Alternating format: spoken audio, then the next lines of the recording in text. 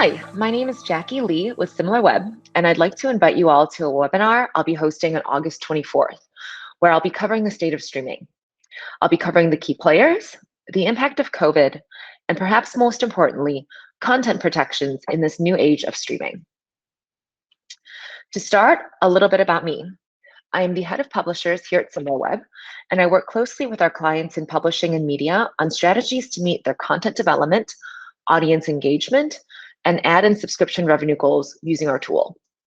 We are also increasingly working with our clients, particularly those that produce video and audio content, to protect their intellectual property. Prior to joining Similarweb, I was most recently the director of audience at the New York Times. At a high level, I plan to cover the key players in this increasingly crowded field. I'll then touch on the shift in consumer trends and how COVID has accelerated some of those shifts in consumption behaviors. And then I'll wrap with some insights into the risk posed by content piracy and how you can use insights to combat the most egregious of behaviors. As a little teaser, here's a timeline of launches of some of the largest global streaming services. As you can see in this slide, there's been a marked acceleration in the launch or relaunch of new streaming services in the last 3 years, and the field is now quite crowded. While there have been some marked successes, we also saw the crash of Quibi, despite substantial investment and star power behind that platform.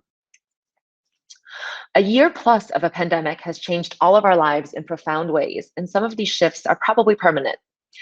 As outside gathering places shut down in March of last year, our homes started pulling double duty, becoming our offices, our schools, our restaurants, and our movie theaters. There's only so much bread you can bake before the boredom sets in. And as you can see in this industry traffic chart, we can literally visualize that step up in traffic to streaming sites in March. And finally, I'll dive into how it's more important than ever for streaming services in this crowded space to protect their IP and content. Once seen as a negligible cost of doing business, piracy is expected to cost the industry upwards of $52 billion by 2022. The barriers to illegally redeploying content are lower than ever, and the reach of illegal piracy has shifted from a couple of DVDs being burned to a sophisticated multi-device and global phenomenon. I'll dive into how companies can use data to better deploy limited resources in this game of whack-a-mole.